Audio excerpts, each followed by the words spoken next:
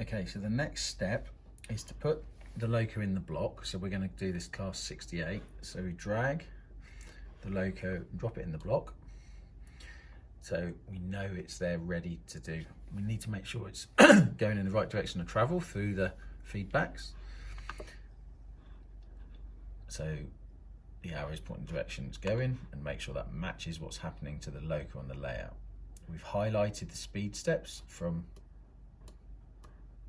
the maximum speed step to the lowest speed step. Then we hit start, and the loco will shuttle between these three places. And as it shuttles, it starts recording the measurement. When it leaves the middle section, it comes back with the result. You'll always sometimes see a difference between the forward and reverse measurements. Don't worry about that, just let it continue. And you sometimes will see that when at the faster speed steps, some of the first few don't decrease all the time, they get faster. Don't worry about that either. The ones we're really concerned about is the lower speed limits for stopping.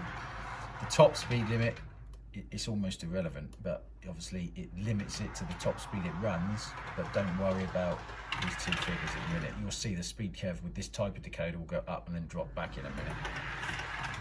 It's how the decoder's built, nothing to do with iTrain.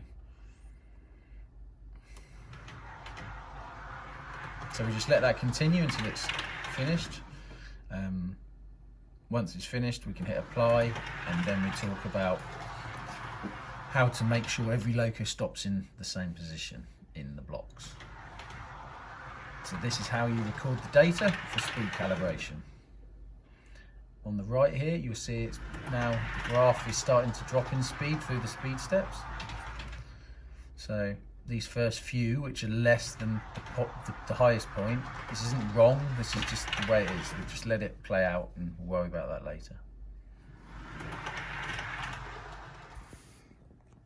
So once all the speeds are done, you can see the graph on the right here as it dropped down through the speeds.